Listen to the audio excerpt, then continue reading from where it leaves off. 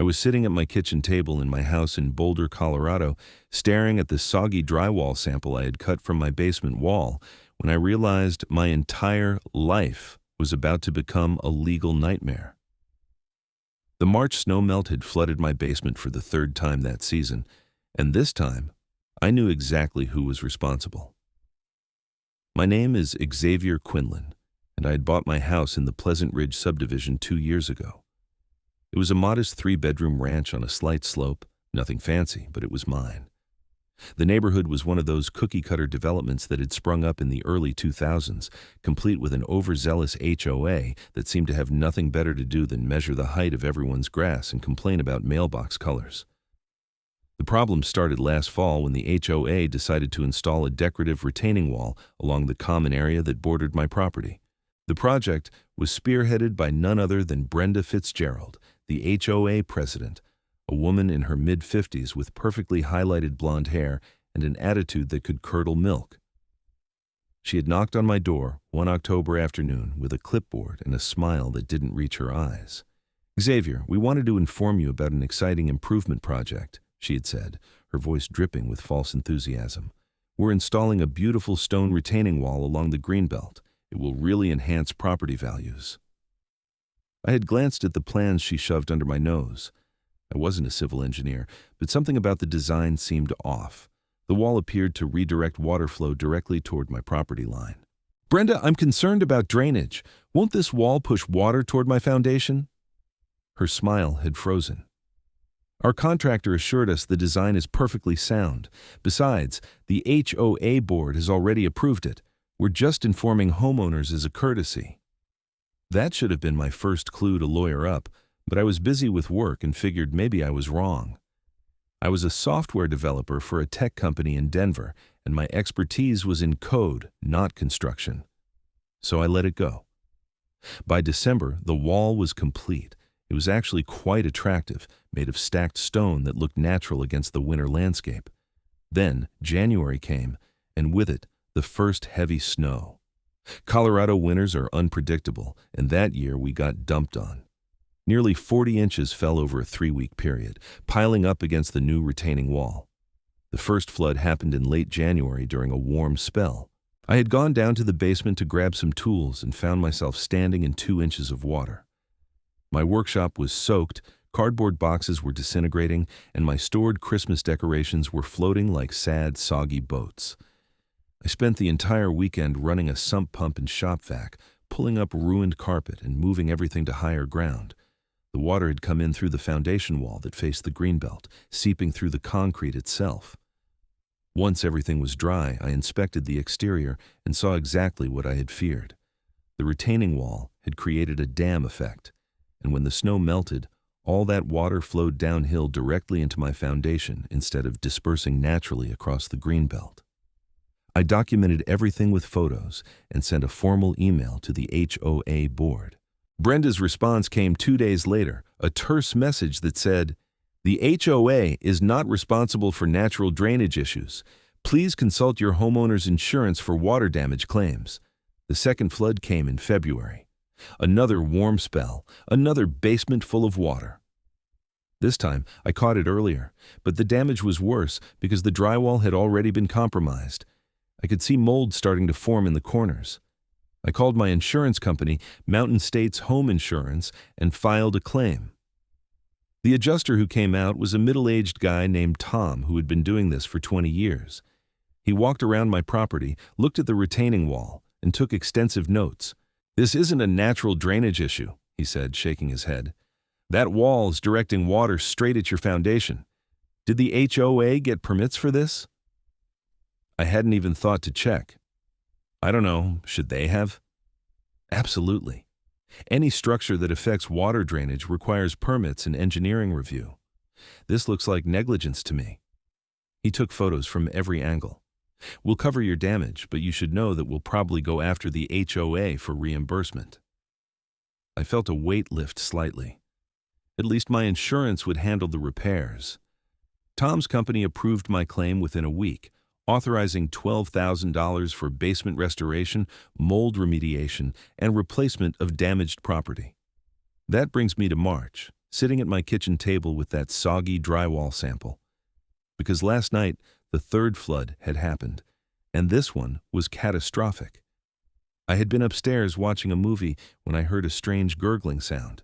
Racing to the basement, I found water gushing through the foundation wall like a spring.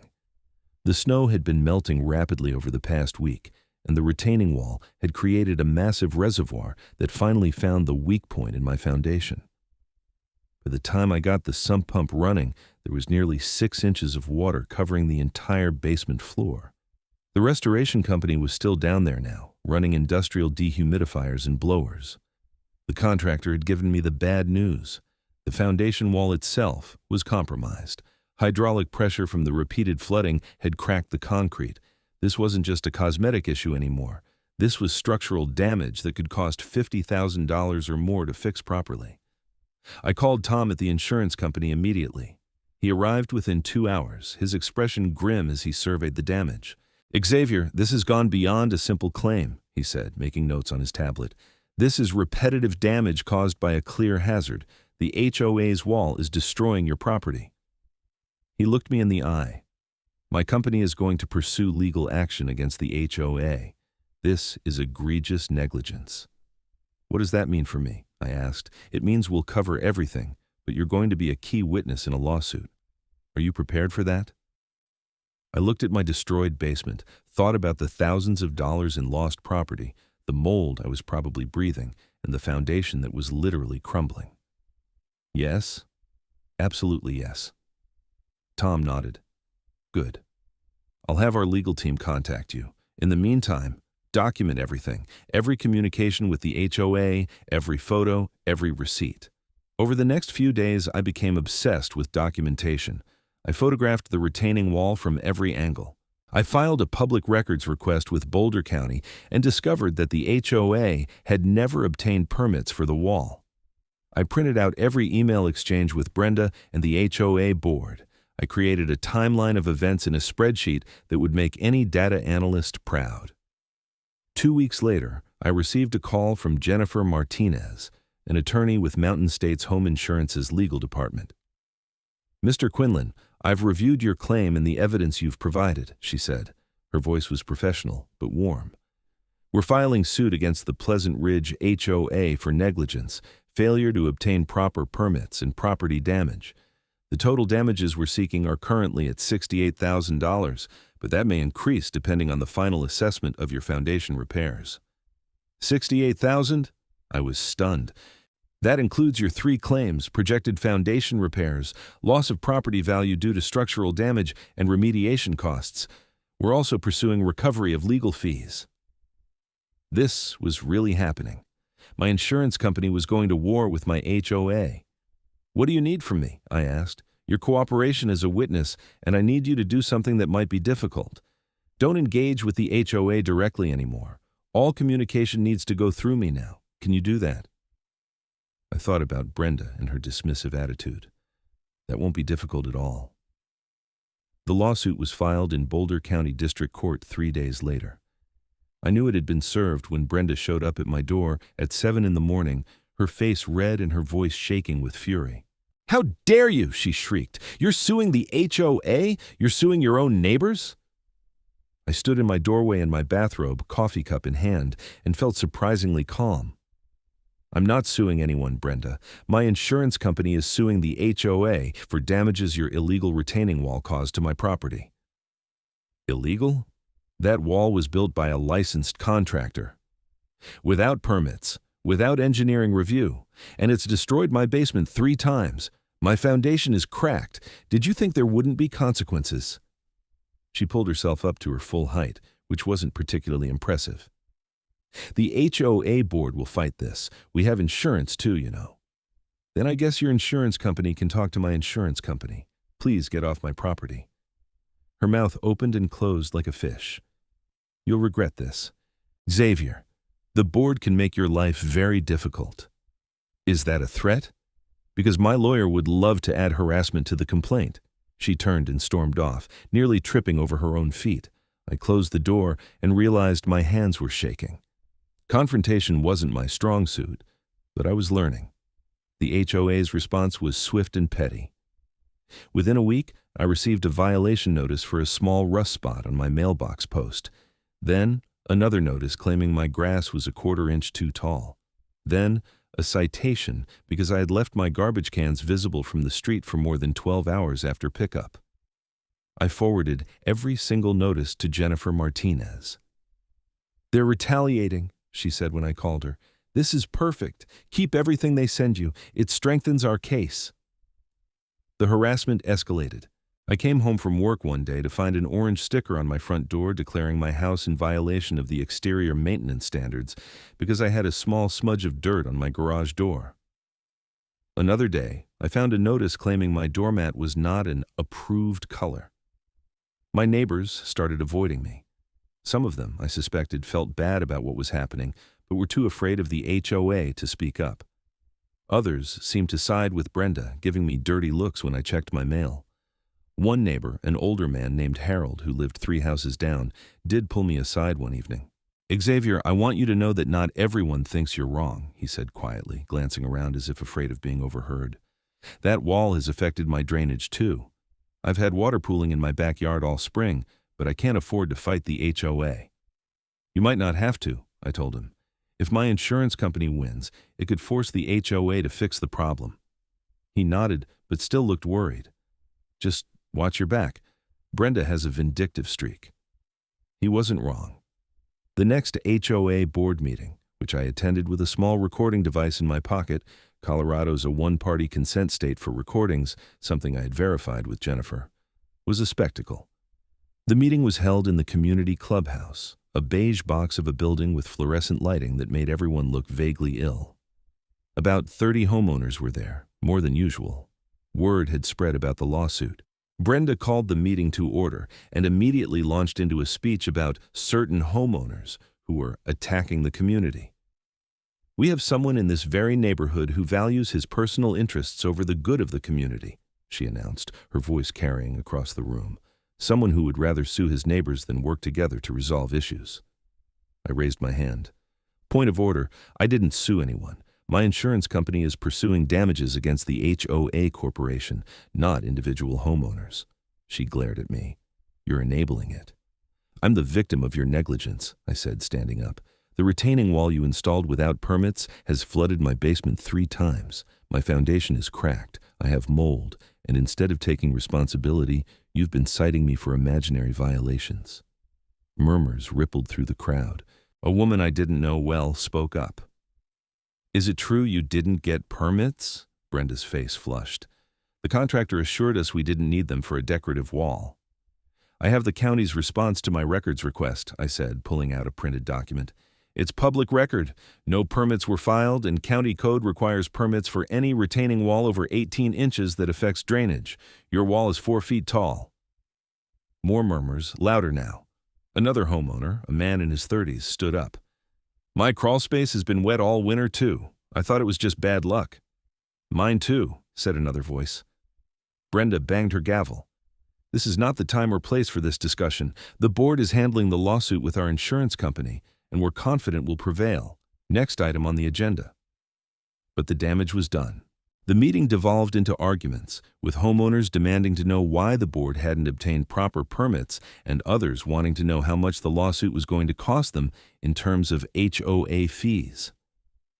I left early, but not before several homeowners stopped me to whisper their support. The tide, it seemed, was turning. The legal process moved with the speed of a glacier. Months passed with depositions, document requests, and motions. Jennifer kept me updated on everything. The HOA's insurance company had hired a defense firm, and they were fighting hard.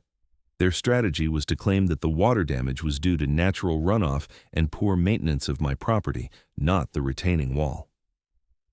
To counter this, Jennifer hired an independent civil engineer to inspect the wall and my property.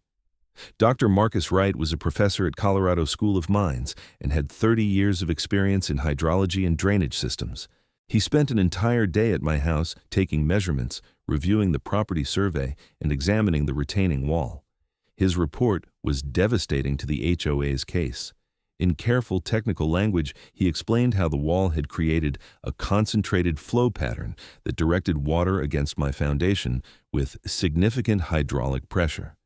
He noted that the wall lacked proper drainage features like weep holes or a gravel backfill system.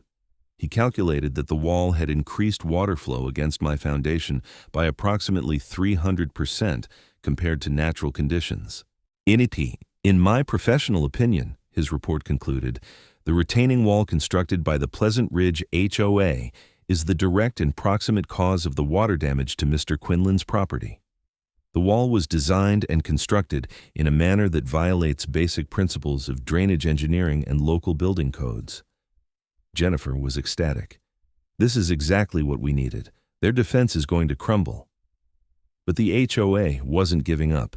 Their lawyers deposed me, asking detailed questions about my property maintenance, trying to find any way to shift blame. Did I clean my gutters regularly? Had I sealed my foundation? When was the last time I checked my sump pump?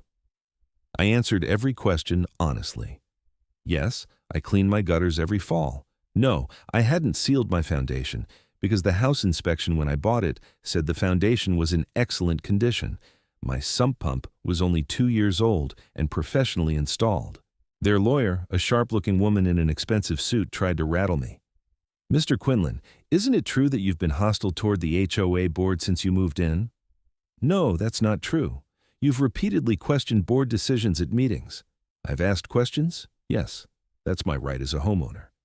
You've been uncooperative about community improvements. I raised legitimate concerns about drainage. I was right to be concerned. She switched tactics. You're aware that this lawsuit is costing the HOA tens of thousands in legal fees? Jennifer objected. Relevance? But I answered anyway. I'm aware that the HOA's negligence has cost me tens of thousands in damages. If the HOA had obtained proper permits, if the wall had been engineered correctly, we wouldn't be here. The deposition ended without any major victories for their side. Jennifer told me I had done well, staying calm and factual. As summer arrived, the case moved toward trial, but something else was happening in the neighborhood. More homeowners were experiencing water problems. Harold's backyard had become a swamp. Another neighbor's patio was undermined by water erosion. A couple on the opposite end of the greenbelt discovered water pooling against their foundation. These homeowners started attending HOA meetings in force, demanding action.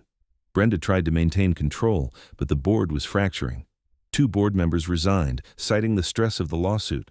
One of them, a reasonable guy named Paul, privately told me he had argued against the wall from the beginning but had been outvoted. Brenda pushed it through, he said.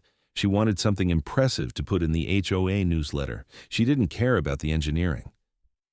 The HOA called a special election to fill the empty board seats.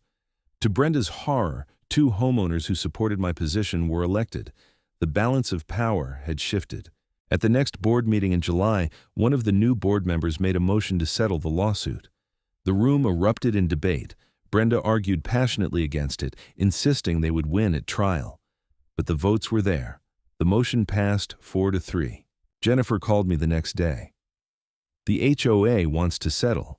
They're offering to pay full damages, repair your foundation properly, and modify the retaining wall to fix the drainage issues. I felt a surge of relief so intense I had to sit down. They're admitting fault? Not explicitly, but the settlement terms make it clear they're accepting responsibility. They'll pay $82,000 total, which covers all your damages, the insurance company's costs, and your property value loss. They'll hire a licensed engineer to redesign the drainage system, and they'll agree not to retaliate against you in any way, which will be enforceable in court. What's the catch? No catch. They're beaten. Xavier. Their own engineer looked at Dr. Wright's report and told them they'd lose at trial. Their insurance company is pushing hard for settlement because a jury verdict could be even higher. I took a deep breath. What do you think I should do? Take it. You'll get everything you need to fix your property, the drainage problem will be solved, and you can move on with your life. Fighting this to trial would take another year minimum. She was right, of course. Okay, let's settle. The settlement agreement was finalized in August. The HOA's insurance company cut a check to Mountain States Home Insurance, who then released funds for my foundation repairs. The HOA hired a proper engineering firm to redesign the retaining wall system, which involved cutting drainage channels, installing proper weep holes, and adding a French drain system along my property line. The work took 6 weeks. Every day, construction crews tore apart the old wall and rebuilt it correctly. Brenda avoided me completely during this time, which was fine by me. The new board president, a woman named Susan who had been elected after Brenda resigned in fury, stopped by to apologize personally. "What happened to you was wrong," she said. "The previous board made a lot of mistakes. We're trying to do better." I appreciated her honesty. "Thank you. I never wanted to be at war with the HOA. I just wanted my house protected." "I understand. For what it's worth, we're implementing new procedures. No more major construction projects without proper permits and engineering review." The foundation repairs were extensive. The contractor had to excavate along the exterior wall, repair the cracks with epoxy injection, and install a waterproofing membrane. Inside, the basement was completely renovated with new drywall, flooring, and mold-resistant materials. By October, it looked better than when I had bought the house. The final cost came to $79,000, slightly under the settlement amount. My insurance company kept the difference to cover their legal fees and investigation costs. I ended up with a fully restored basement and a properly engineered drainage system that would prevent future flooding. But the story doesn't quite end there. In November, I received a call from the Boulder County District Attorney's Office. A woman named Assistant DA Rebecca Thornton wanted to speak with me about the HOA case. "Mr. Quinlan, during our review of building permit violations in the county, your situation came to our attention," she explained. "The HOA constructed a significant retaining wall without permits, which is a Class 2 misdemeanor under Colorado law. We're considering bringing charges." I was surprised. "Criminal charges?" "Possibly. The HOA board members who approved the project knew or should have known that permits were required. This wasn't just negligence.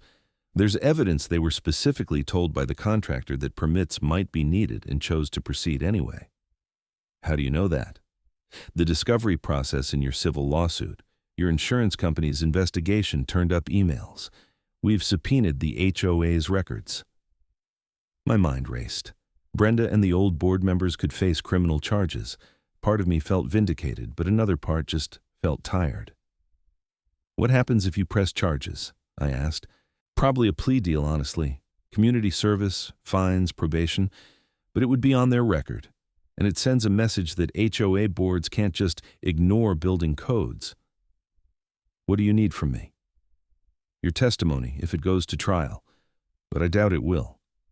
I'm calling to let you know we're moving forward and to see if you have any objections." Did I? I thought about everything I had been through. The floods, the mold, the stress, the harassment, Brenda's smug face when she first told me the wall was going in. "No objections," I said. The DA filed charges in December against Brenda Fitzgerald and 2 other former board members, Gerald Stevens and Patricia Montgomery. The charges were for violating county building codes and reckless endangerment of property.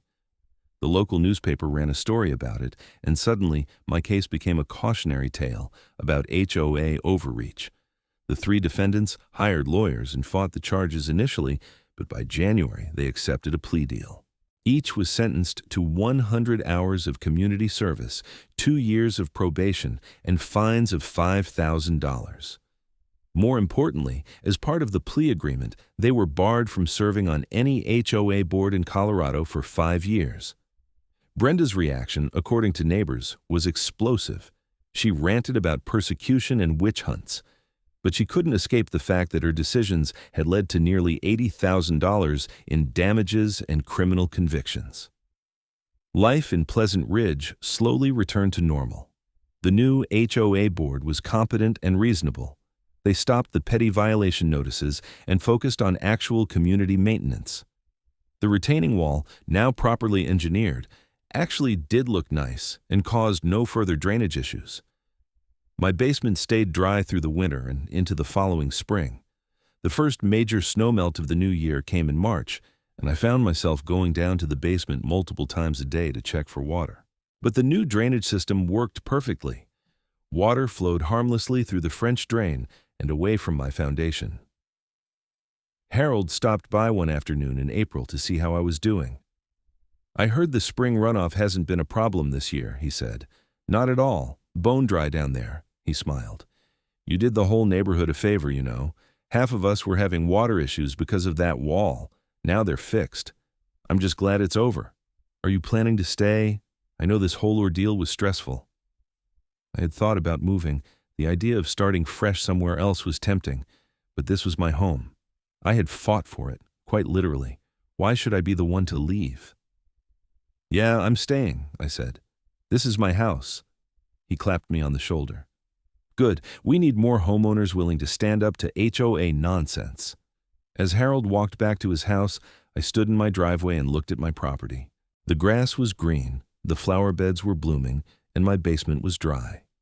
The retaining wall in the distance looked the same, but I knew it was fundamentally different now, built the right way with proper drainage.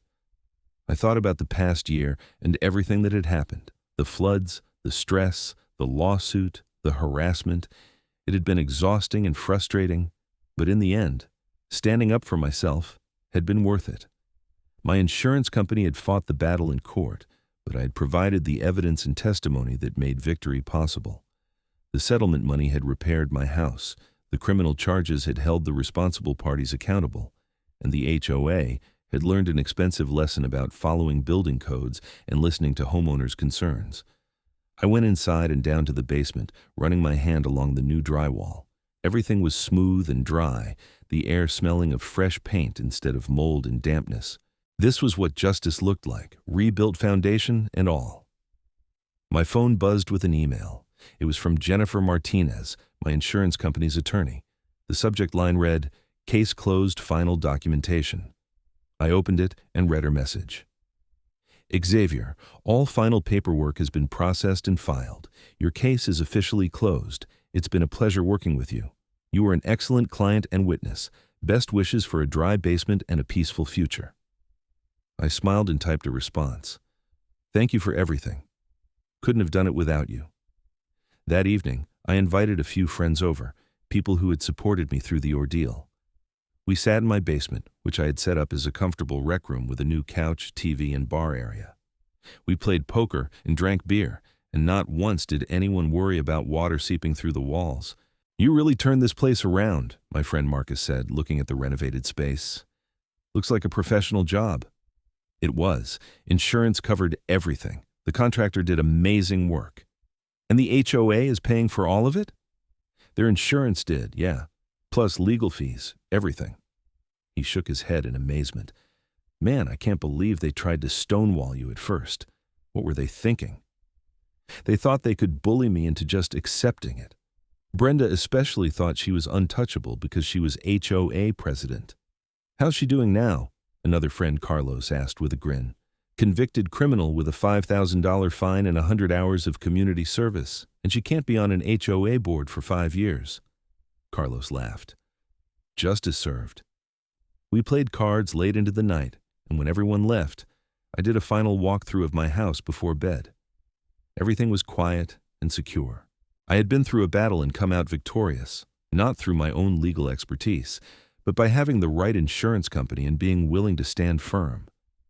The next morning, I woke to sunshine streaming through my bedroom window. It was Saturday, and I had plans to work in my garden. As I made coffee, I saw Brenda's house down the street. Her car was in the driveway, but I rarely saw her anymore. According to neighborhood gossip, she was thinking about moving. The shame of the criminal conviction had been too much. I felt no particular joy at her downfall, just satisfaction that justice had been served. She had made bad decisions that hurt people, and she had faced consequences. That was how it was supposed to work.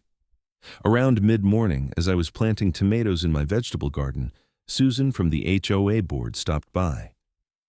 "Xavier, do you have a minute?" she asked. "Sure, what's up?" "The board wanted me to give you this." She handed me an envelope. "It's a formal apology from the Pleasant Ridge HOA. We voted unanimously to issue it."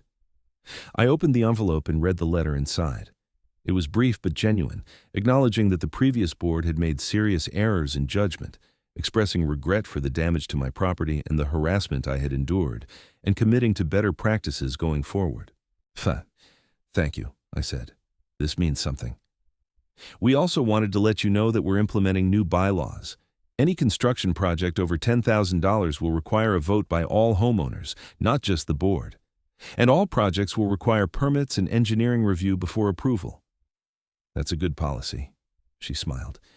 We learned from your situation, the hard way unfortunately, but we learned. I hope you'll consider staying involved with the community. Your voice matters. After she left, I folded the letter and put it in my pocket. It was closure of a different kind, an acknowledgement that I had been right to fight back. The summer passed peacefully. I worked, maintained my house, and gradually reconnected with neighbors who had been distant during the lawsuit. Most people, it turned out, respected what I had done. The few who still sided with Brenda kept their distance, which was fine with me. In August, I received my annual homeowner's insurance renewal. To my surprise, my premium had actually decreased slightly. I called Tom, the adjuster who had first come to my house. Why did my premium go down? I asked. I filed a massive claim last year. He laughed, because it wasn't your fault and we recovered every penny from the HOA's insurance. As far as our actuaries are concerned, you're a low-risk client. Plus, your foundation is now in better shape than 90% of houses we insure. That new waterproofing and drainage system makes your house less likely to flood in the future. So fighting back actually helped me? Absolutely. If you had just accepted the damage and filed claims year after year, your premium would have skyrocketed or we might have even dropped you. But because you helped us prove liability and recover costs, you're golden. It was a satisfying irony. The insurance company that had fought my battle had also rewarded me with lower premiums.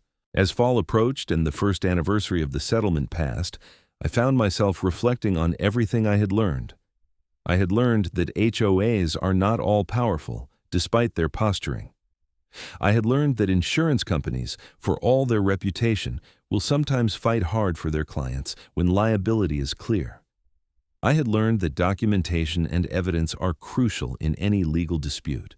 Most importantly, I had learned that standing up for yourself, even when it's uncomfortable and stressful, is worth it.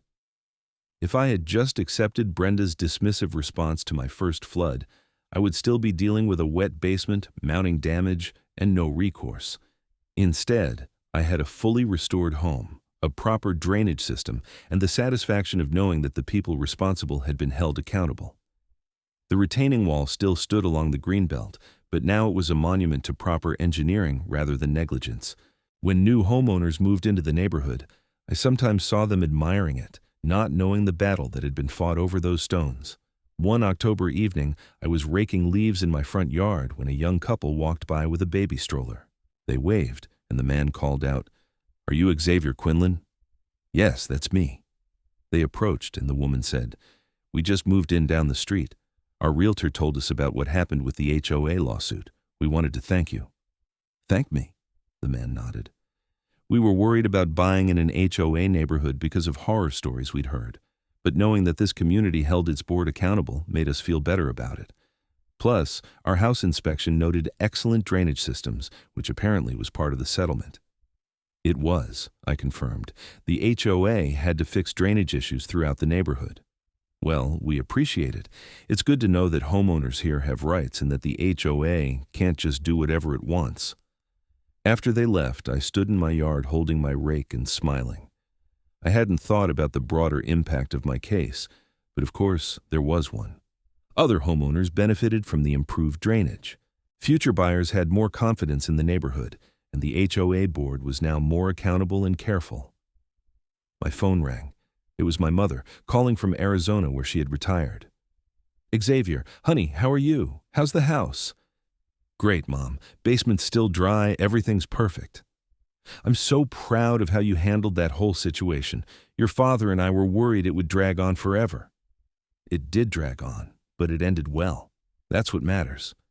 You stood up for yourself. That takes courage." We talked for a while longer, catching up on family news. After we hung up, I finished raking and bagged the leaves. The evening was cool and clear, with that crisp quality that Colorado autumns have. Stars were starting to appear in the darkening sky. I went inside and made dinner, something simple, and ate while watching a baseball game. My life was ordinary and peaceful, exactly what I wanted. The drama of the lawsuit was behind me, a story I would tell, but not an ongoing source of stress. Later that night, I went down to the basement one more time. It was a habit I had developed, a final check before bed. The dehumidifier hummed quietly in the corner, maintaining perfect moisture levels. The concrete floor was dry. The walls were pristine. I remembered standing in inches of water, the panic and frustration I had felt. I remembered the soggy cardboard boxes, the ruined Christmas decorations, the smell of mold. All of that was gone now, erased by proper repairs and engineering. The legal battle had been worth it. Every deposition, every document, every stressful moment had led to this, a safe, dry home that I could live in without worry. My insurance company had provided the legal muscle, but I had provided the determination and evidence. Together, we had defeated an HOA board that thought itself above accountability. I turned off the basement light and climbed the stairs. Tomorrow was Sunday, and I planned to watch football, maybe go for a hike in the foothills. Normal, peaceful activities that I could enjoy because I wasn't dealing with a flooded basement or legal battles. As I got ready for bed, I thought about Brenda Fitzgerald one last time. I didn't hate her, despite everything. She was a cautionary tale about the dangers of small-town power and arrogance. She had believed that being HOA president made her immune to consequences, and she had learned otherwise. The criminal conviction would follow her for years. Potential employers would see it on background checks. If she moved to a new neighborhood, she couldn't join the HOA board. She had paid a real price for her negligence and obstinance. I, on the other hand, had my home back. I had justice. I had peace.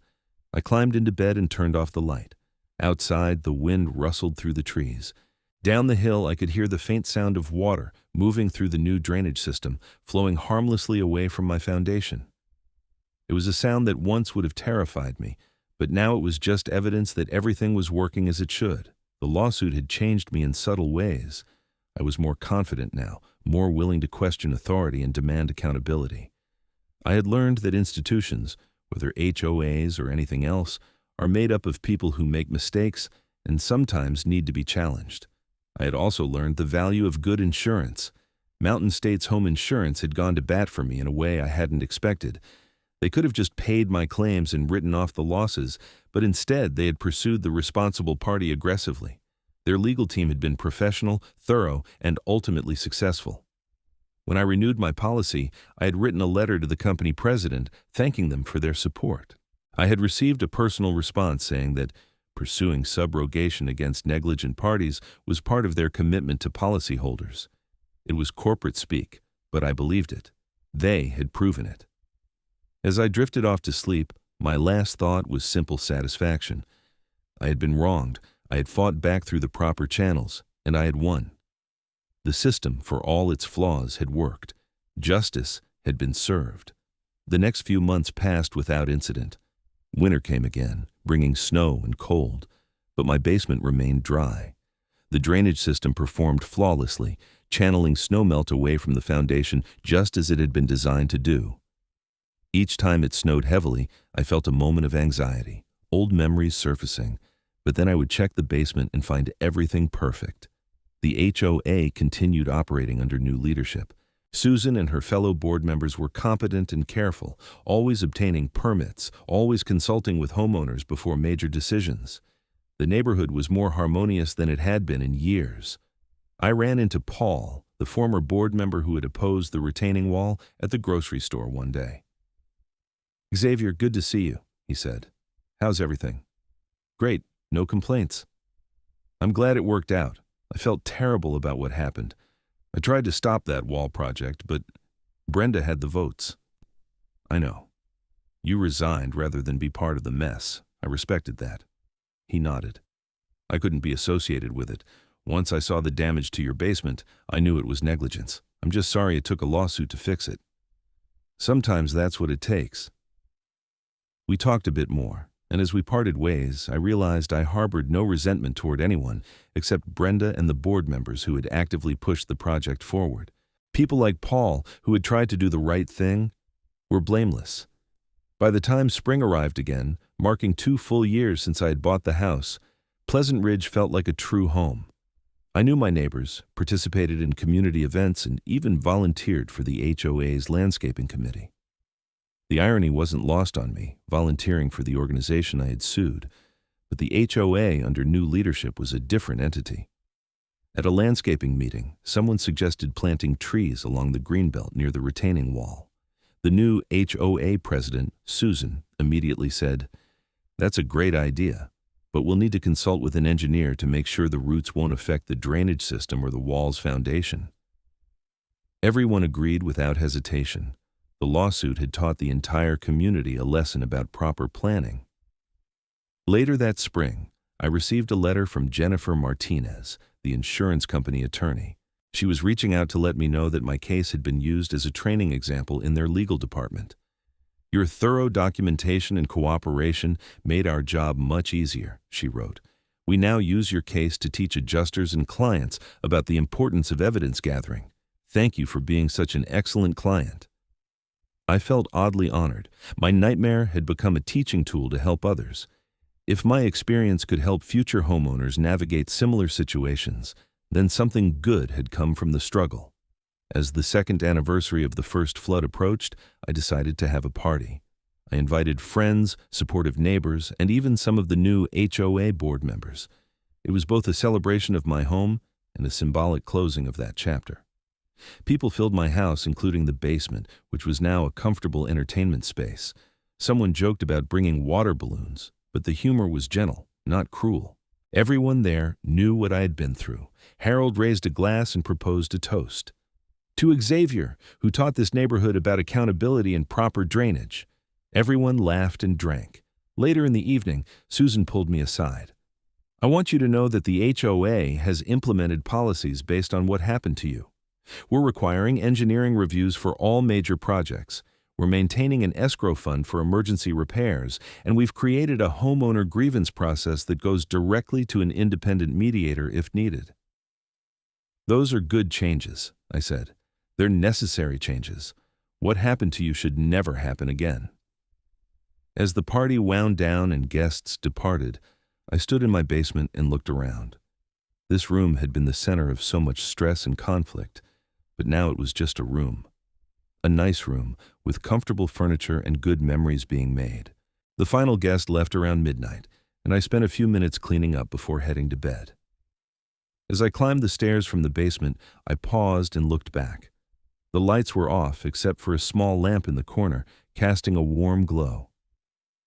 "We made it," I said quietly to the empty room, and then I turned off the light and went upstairs. The next morning, I woke to sunshine and birdsong. It was Sunday, and I had no plans except to relax and enjoy my home. I made coffee and sat on my back deck, looking out at the green belt and the retaining wall in the distance. 2 years ago, that wall had seemed like a threat, a physical manifestation of HOA overreach and negligence. Now it was just part of the landscape, properly built and no longer causing harm. The transformation of the wall mirrored my own journey from victim to victor. My phone buzzed with a text from Marcus. "Poker night next weekend? Your basement is the best venue." I smiled and texted back, "Absolutely, bring your wallet." Life had returned to normal, better than normal actually, because I had learned so much. I had learned to document everything, to stand up for my rights, to trust in the legal system even when it seemed slow and frustrating. I had learned that insurance companies could be allies, not just bureaucratic obstacles. I had learned that HOA boards could be held accountable, even when they seemed powerful and entrenched. Most importantly, I had learned that my home was worth fighting for. Every homeowner's property is their castle, their investment, their safe place. When someone threatens that, whether through negligence or malice, fighting back isn't just justified, it's necessary. As I sat on my deck that morning, coffee in hand and sunshine on my face, I felt a deep sense of contentment. The battle was over, the victory was won, and my basement was dry. The story of Xavier Quinlan versus the Pleasant Ridge HOA would be told in the neighborhood for years to come, a cautionary tale and an inspiration.